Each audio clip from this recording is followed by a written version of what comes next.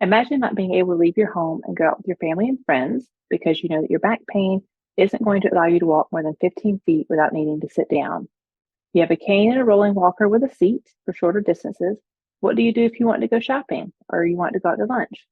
Stay tuned to learn more about 6 things I learned that you need to know before you or a loved one purchase a motor scooter. I learned these things when I tried to help my grandmother recently go out one day, and it took 4 generations of us to wrangle this beast of a scooter that she has.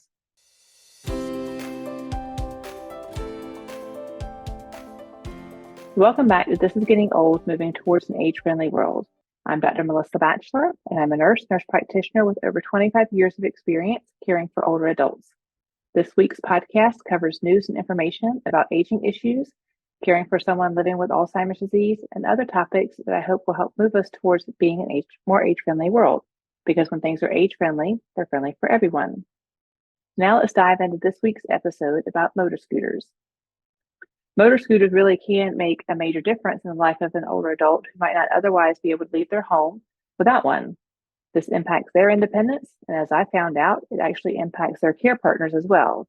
I decided to talk about mobility scooters after I recently went out, spent the day with my grandmother, my mom, and my son, and it took all 4 of us to figure this scooter out, and it turns out there's actually a lot to think about before you were to buy one.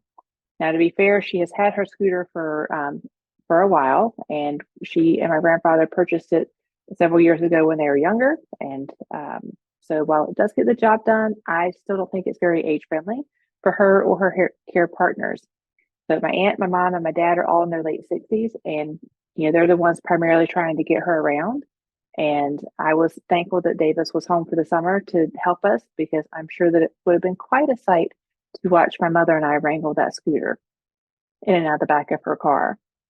So pricing and insurance coverage is a whole other layer of complexity that I'm not going to talk about this episode, but the out-of-pocket costs can totally decrease accessibility for a lot of older adults who are living on a fixed income. So I'm going to talk you through my day with my family and share some things that you need to consider before you fork out anywhere from $800 to $8,000 on a scooter out of pocket. A lot of older people may have difficulty walking due to a lot of different reasons, and it depends on the reason, but there are a wide range of options that can be used alone or in combination, like my Nonnie does. So she has a cane, she's got a rolling walker with a seat, and her motor scooter. And all of these devices improve her quality of life, and they allow her to access different activities that she probably would not be able to do without them. So things like going out with her family and friends, doing her own shopping, going to the doctor, and participating in social activities. So what is a motor scooter? So a motor scooter is considered to be an assistive technology, and it's basically a single occupancy electronic transport vehicle that is solely battery operated. Other names that you might have heard of are like power operated vehicle or an electric scooter, but they're designed for an individual who can walk some and can still get themselves on and off and transfer to a seat. They have anywhere between 3 to 5 wheels, and they're steered using a handlebar. And depending on the scooter, it can be ridden on the pavement or even on the road if it has the speed capability. The scooter may have a horn, lights, a basket for storage, and but the person operating the scooter has to be able to turn their head to look behind them so that when they back up, they can see what's behind them. And what was really interesting in looking into a little bit of research to set up the podcast, I didn't realize that that mobility scooters they do not have to be guaranteed access to buildings like wheelchairs do with the American Disabilities Act. So now let's get to the 6 things that I learned that you need to know. Number 1, you need to think about where you want to go. So my mom was bringing Nonnie into town for a doctor's appointment.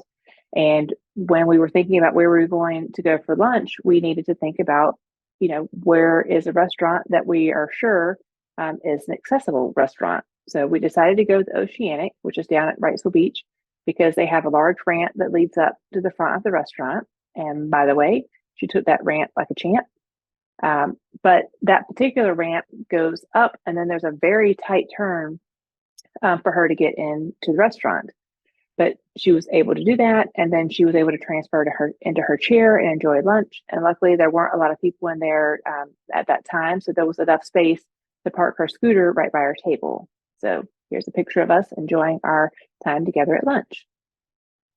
Number 2, how agile is the scooter in tight spaces? So I just shared the example of her being able to go up the ramp and take this very sharp turn to go into the restaurant. And before we left, because we knew we were going shopping, we needed to make sure that we went by the bathroom. So the scooter easily went into the bathroom. She was then able to transfer, go into the stall, get back on the scooter, and then drive out. And as we're leaving, Davis was such a trooper because he helped, to open the door for her, and she navigated back down the ramp without any problems. And her scooter did really well handling the transition from the boardwalk to the pavement without any major issues also. Number 3, this is actually the most important thing so far. How much does the scooter weigh and the battery? And come to find out, scooters can range anywhere from 46 to 400 pounds, and that's without the battery. My grandmother's battery weighs about 25 pounds, and the scooter itself was well over 50 to 60 pounds. So to lift the scooter from the back of my mom's car to the pavement, and back, that was quite a heavy lift. And luckily Davis was the one in charge of the lifting for us that day. But there's no way that my mom or my aunt could ever take my grandmother anywhere with the scooter by themselves because they're not able to pick up that much weight. So we need some lighter scooters. Number 4, how are you going to get the scooter from one location to the next? So it needs to fit into the back of your vehicle. So I did not get any footage of this part of the fiasco because, picking up and lifting the scooter into the back of it and getting, disassembling, the seat, getting it all in the back of that car, my mom's car, was a bit like a game of Tetris. So that brings us to number 5, which is how easy is it to disassemble and reassemble. So while we let Davis do the heavy lifting, I was in charge of assembly, and I will just admit that while I did good at lunch, our second stop at the shopping center took a lot of trial and error to get it operating again. We had to ask 3 people to try to help us. They didn't know any more about the scooter than we did. But we did manage to get it reassembled. And so that is something to think about because even the chair itself was heavy, trying to hold it up, to line it up, to fit onto the pedestal that it belongs on. But you had to take the seat off in order to get it into the car to get from the restaurant, over to the shopping center. And then number 6, how far will it go on one battery charge? So different scooters have a different range of travel distances, anywhere from 10 to 35 miles per charge. And Nonnie's battery was fully charged this day. So we went shopping after lunch, and her scooter, once we got it together, handled all the sidewalk curbs. And, most of the aisles in the department store were wide enough for her to navigate and get her shopping done. And she was able to do all of that independently. And believe me, she was extremely focused on getting her stuff done and getting what she came for that day. So obviously, this is not an exhaustive list of all the things that you need to know before you purchase a scooter, but they were the most important things that I observed, during our day, and I wanted to share them with you. So I'm obviously not like a huge fan of a grandmother scooter just because of how heavy and bulky and hard it was to break it down and put it back together, but it did get the job done. But it was also a real eye-opener to me that there's no way that my mom could handle that scooter by herself to take Nonnie anywhere. And so while we all learned a lot, at the end of the day, we all still had smiles on our face. And Nonnie said that she had a great day with all of us, which is actually the most important thing. And that's a priceless memory to me, in spite of a few hiccups wrangling her scooter. That was our day. And now I'd like to hear from you. So have you ever had a similar experience with a scooter? Or maybe you've had great experiences. Be sure to share those in the comments below. Or maybe you have other tips that I didn't share today. Like I said, it's not an exhaustive list. And we didn't even get into pricing and payments. Most of these are out of pocket. But what other tips do you have for navigating motor scooters? Or maybe you work with a scooter company and you're striving to make a product that actually is easier to pick up, transport, and reassemble.